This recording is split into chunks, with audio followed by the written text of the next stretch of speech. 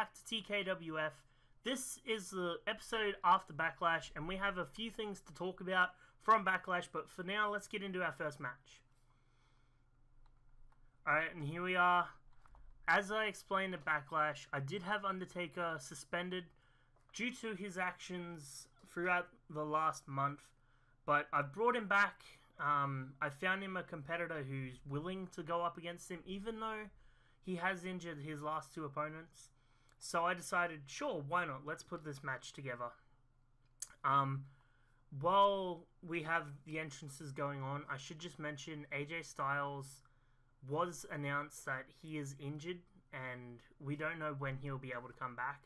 Bobby Lashley put a huge beating on him in the hardcore title match, and unfortunately he is unable to compete for a while. And we do have news on the women's title match on Charlotte Flair's neck problems. We will get to that later on in the night. But for now, let's get into our match. Here we have the person who has accepted a match against The Undertaker here tonight. Even though The Undertaker's been unruly lately, attacking everyone he fights, and it looks like he's going to do it again. But we have Finn Balor. Not wearing his demon paint tonight, though he normally only wears it for title matches. So, and Undertaker just assaulted Finn Balor there through the smoke, and constantly stomping and punching him. Well, Finn Balor knew what he was getting into. He knew that Undertaker was going to be like this, and he should have been prepared. But it looks like he is. He's slowly trying to fight back as well. But unfortunately, The Undertaker's just getting the better of him. Or maybe not. Finn Balor getting some fight back in him now. And this is just... I mean, what a way to start off the match. The first show back from Backlash, and this is what happens. I mean, hey, Finn Balor knew what he was getting into, so it's all Finn Balor's fault. Though I shouldn't say that, it's also The Undertaker's fault for being the way he is. But Finn Balor asked for this, so I can't really punish. I mean, I can get up The Undertaker, but I can't really punish him because Finn Balor knew what could happen. And Finn Balor making his way to the ring, he's trying to make this an official match. I mean, technically, both of Undertaker's first matches weren't really official because The Undertaker beat him up so much outside the ring that he could just walk him into the ring and just beat them down for a quick win. But Finn Balor seems to be fighting back fairly hard here. Oh no, here we go. Choke slam on to the bloody ramp. Come on, man. Really, Undertaker? Like, we need a reason for why he's doing this. Like, there just can't be... It's just like, why, man?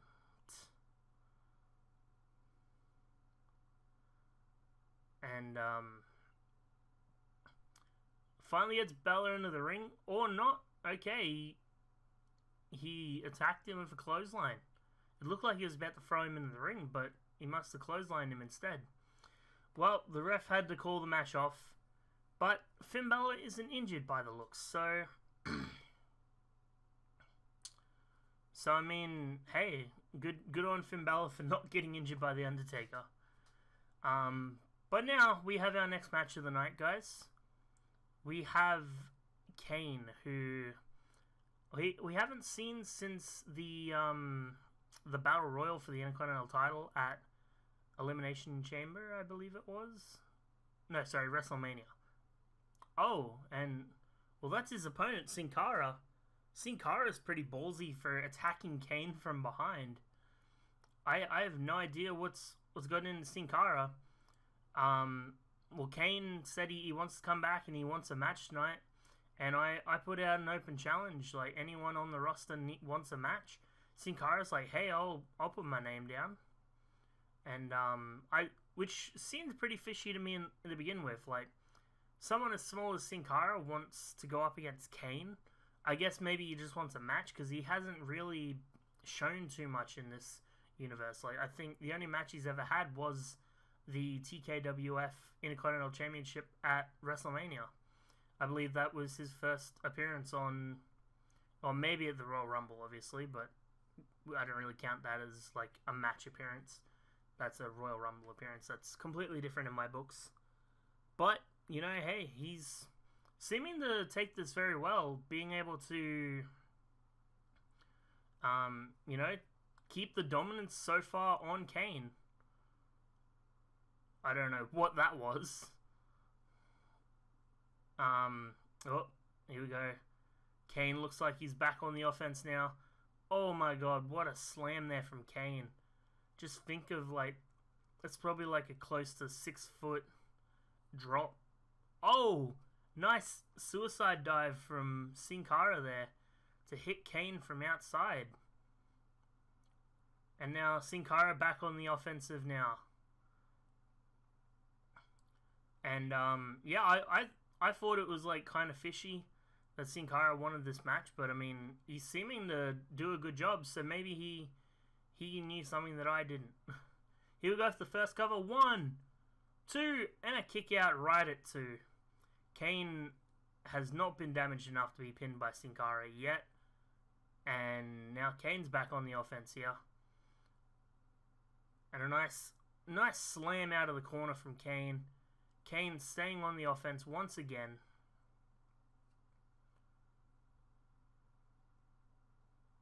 And a DDT there from Kane. Roll out of the ring from Sin Cara. Now Sin Cara off the top rope.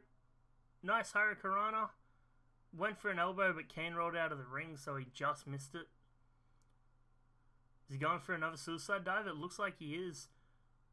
Oh, but he saw Kane walking into the ring, so he stopped.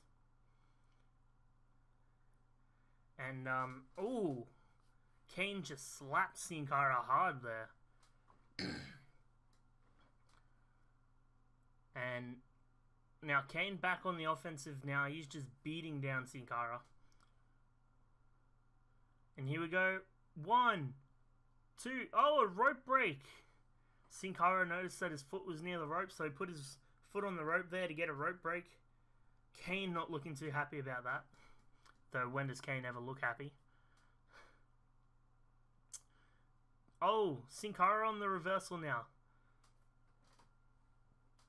Sin Cara keeps reversing Kane, but Kane keeps reversing Sin Cara.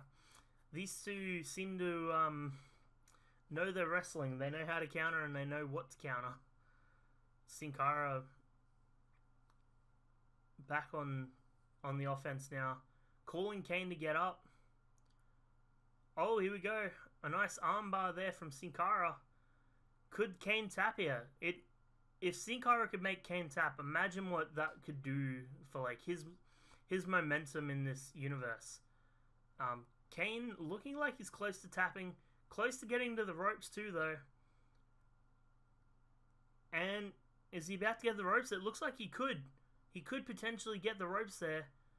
I don't know, but he also could potentially tap. He looks like he's fairly close to tapping. He's in a lot of pain right now. And imagine if Sin Cara could make Kane tap. Of all things, making Kane tap in a match from an armbar. Now that's just interesting. Kane's so close to the ropes. Also so close to tapping out at the same time. Oh, but Kane reverses. Throws Sin Cara away. Across the ring. Sin Cara staying on the offensive now. Well, I don't know why Sin Cara just stopped for a second there, but you know, he's playing it a bit safe here for some reason. He looked a bit like hesitant to go to the top rope, and I don't know why. But, you know, he's gone to the top rope now. He's given Kane time to get up. Oh, went for a Hurricanrana, but Kane reversed into a powerbomb of his own. Oh my god. And here we go with the cover. 1, 2, 3. And Kane is the winner with that powerbomb. Well, what a match to well, like, what a great match to have in this show. Like, these are two people we don't see much of in this universe so far, and Sin Cara put on a hell of a fight, almost tapping Kane here in this match to lead, um, lead the offense for 90. I wouldn't say 90%, probably at least 60% of the match, and then Kane only just managing to turn that Hurricane Rana into a powerbomb to get the pin there. Wait, that's Kalisto. That's Sin Cara's former tag team partner as one half of the Lucha Dragons. I don't know why he's. Well, this is what the hell's going on. So first off, we had Sin Cara attack Kane during his entrance, and then now Kalisto's out here. Is this a Lucha Dragons reunion here? Well, Kane not having any of it, just beating down on Kalisto right now. And my god, I have no idea what's going on. But, hey. Kalisto tried, and Kalisto failed.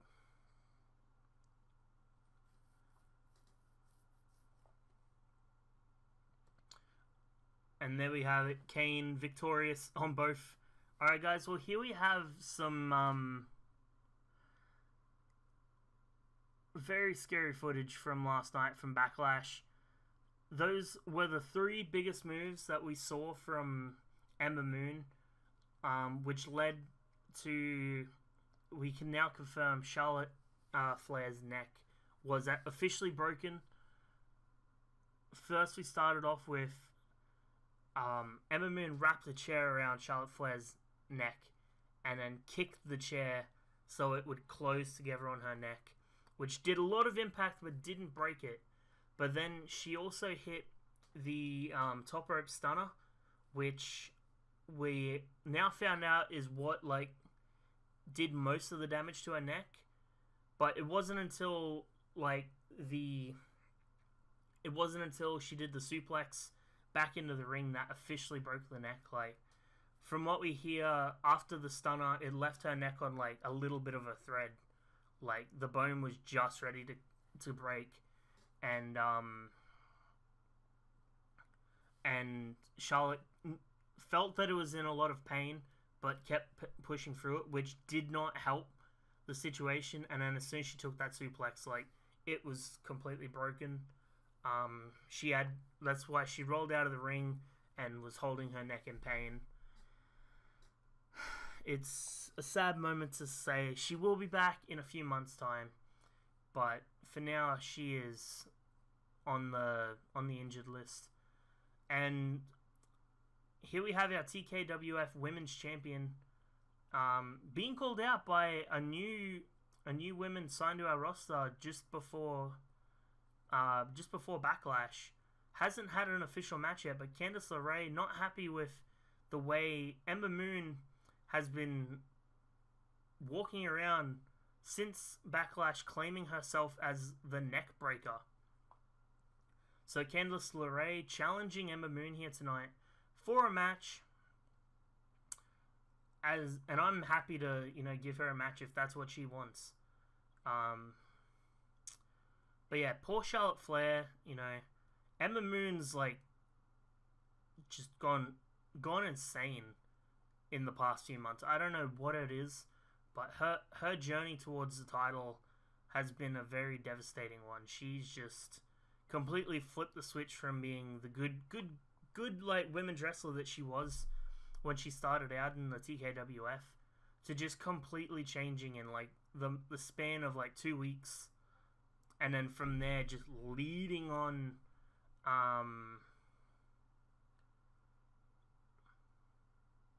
just completely leaning on, this path of just destruction.